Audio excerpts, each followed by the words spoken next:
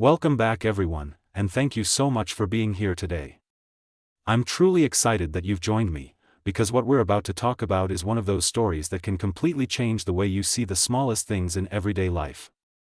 Today, we're diving deep into the story of the Liberty One dime from 1999 struck at the Denver Mint, commonly known as the 1999 D. Roosevelt dime. On the surface, it looks exactly like the kind of coin you might receive in change at a store, drop into a jar, or forget in a pocket. It's small, light, and easy to overlook. But hidden within this ordinary appearance is a world of extraordinary possibilities. Because of rare minting errors, unusual mistakes, mint mark anomalies, and unique combinations of factors, some collectors believe that a truly exceptional example of this coin could be worth as much as $209.6 million. That idea alone is enough to make anyone pause and look a little closer at their loose change.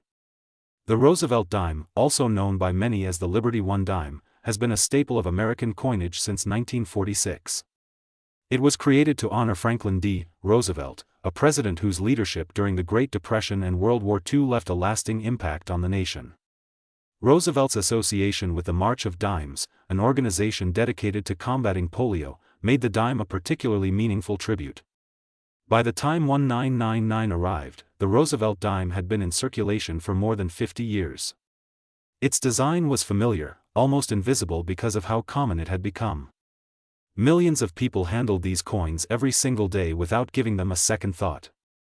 The year 1999 was an especially interesting time in American coinage.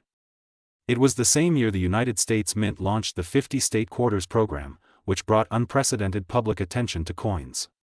While quarters were grabbing headlines and inspiring people to collect, other denominations like the dime continued to be produced in massive quantities to support everyday commerce. The Denver Mint was operating at high speed, striking hundreds of millions of dimes to meet demand. Whenever production reaches such enormous levels, the chances of errors increase.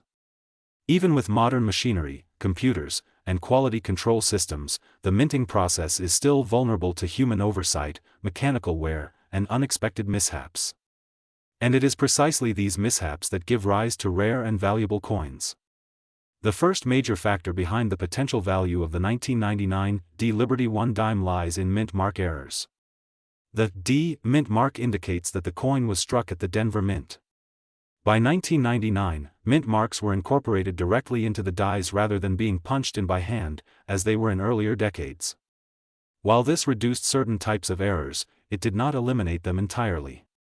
Mint marks could still appear weak, partially missing, doubled, distorted, or affected by die wear and debris. A weak or filled mint mark occurs when grease, dirt, or metal shavings fill part of the recessed mint mark on the die. When the coin is struck, the mint mark appears faint, incomplete, or oddly shaped. While minor weakness can be fairly common, an extreme example where the D is barely visible or appears malformed can be quite rare. If such a coin is found in high-grade condition or combined with other significant errors, its value can increase dramatically. Another intriguing possibility is a doubled mint mark. This happens when the mint mark on the die shows signs of doubling, often due to die deterioration or hubbing anomalies. True doubling on a mint mark has depth and separation, unlike flat strike doubling caused by movement during striking. On a 1999 D dime, a clearly doubled D would immediately catch the attention of collectors, especially if the doubling is bold and well-defined. Double die errors are among the most famous and valuable errors in the world of numismatics, and they play a crucial role in the extraordinary potential of the 1999 D dime. A double die is created during the die-making process, when the hub impresses the design into the die more than once in slightly misaligned positions. This results in doubling that appears on every coin struck from that die. The doubling is sharp, clear, and part of the design itself. On a 1999 D. Roosevelt dime, double die errors could appear on the date, the word liberty, the phrase "In God We Trust," or on Roosevelt's facial features such as the eye, ear, nose, or jawline. Doubling on the date is especially desirable because it is easy to identify and instantly recognizable. Strong double die examples from the late 20th century are relatively rare, making any confirmed 1999 double die dime a major discovery.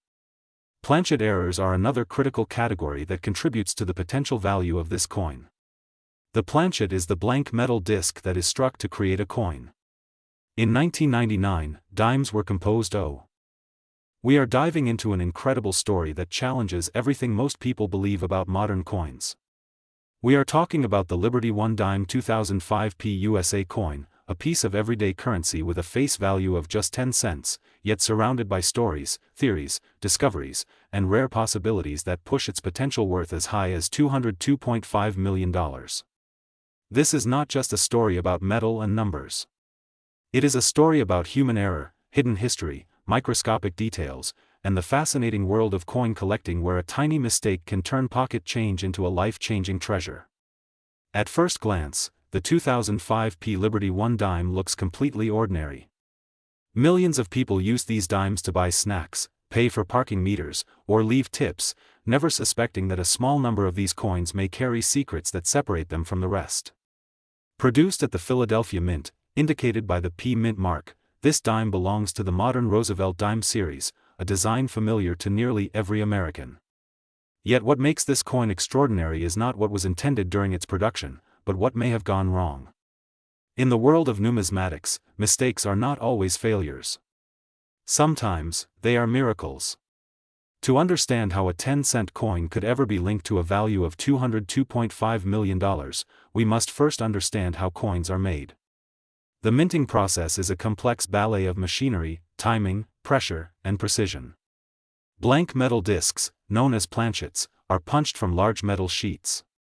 These planchets are washed, inspected, and then fed into presses that strike the coin designs with enormous force.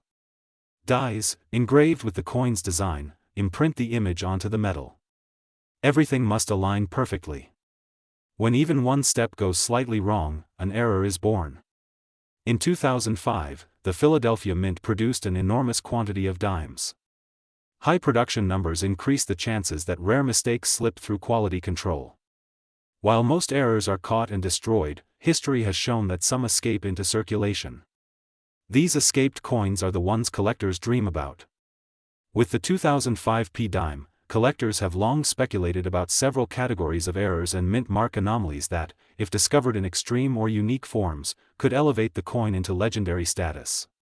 One of the most discussed possibilities involves striking errors.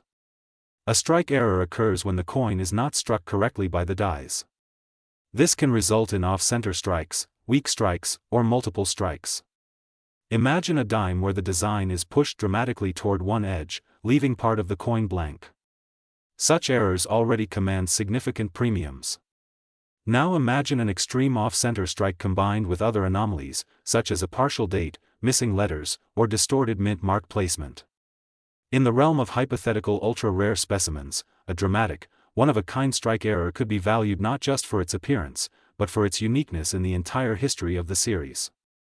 Another category that fuels the massive valuation theory surrounding the 2005 dime is die errors. Dies are made of hardened steel, but they wear down over time. Cracks can form, pieces can break off, and details can degrade. A die crack might appear as a raised line on the coin, while a die break could leave a large, irregular raised area. In extreme cases, a die could shatter, creating a dramatic and chaotic pattern on the coin's surface. If a 2005 dime were struck with a severely damaged die, especially late in the die's life, the resulting coin could look completely different from a standard dime. Even more intriguing are double die errors. These occur not during striking, but during the creation of the die itself. If the die receives multiple impressions that are slightly misaligned, the resulting coins will show doubling in the design. This can affect the date, lettering, or even the portrait. Strong, clearly visible double die errors are among the most sought-after varieties in U.S. coinage.